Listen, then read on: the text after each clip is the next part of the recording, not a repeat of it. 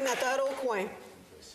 Merci, Madame la Présidente. Honorables sénateurs et sénatrices, du 10 au 18 août dernier avait lieu le 7e Congrès mondial acadien en Nouvelle-Écosse, en Clare et Argyll.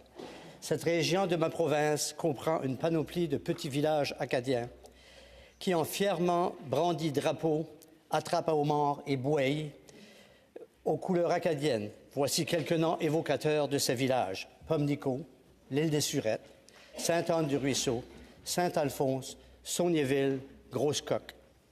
Des fouilles ont récemment découvert 3 nouveaux sites acadiens dans le comté d'Annapolis. Lors du Congrès mondial, 3 panneaux furent érigés pour les villages Leblanc, Beaulieu et Godet.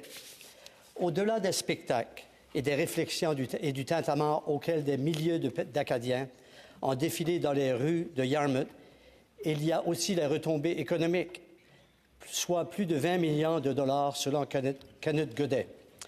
Honorables sénateurs et sénatrices, le CMA, c'est l'affirmation de nos ancêtres acadiens, les premiers Européens à s'établir au pays qui deviendrait un jour le Canada.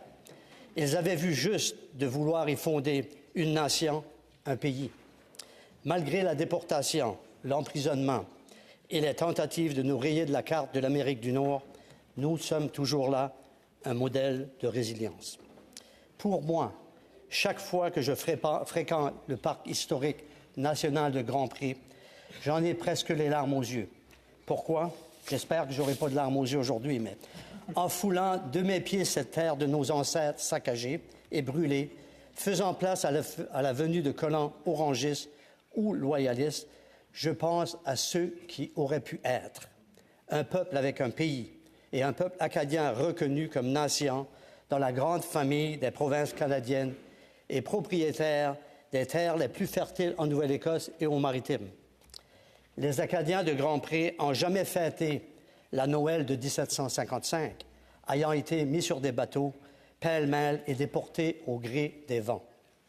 Le CMA, regroupant la diaspora acadienne, est l'occasion d'aller au-delà de cette injustice, tout en réfléchissant comment nous devons, comme peuple, prendre notre place aujourd'hui au sein de la Fédération canadienne et du Parlement du Canada.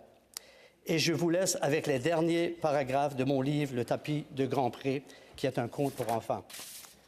Si vous passez devant Grand Pré, la veille de Noël, vers minuit, regardez bien la petite chapelle qui s'y trouve. Si vous y voyez des lumières, et si vous entendez des violons, des guitares et des mandolines, vous saurez que ce sont les ancêtres qui, chaque année, reviennent pour là fêter la Noël de 1755, et cela depuis que Constant et Rosemary ont hooké les derniers bras de laine du tapis de Grand Pré. Merci. Thank you. Medjugorje.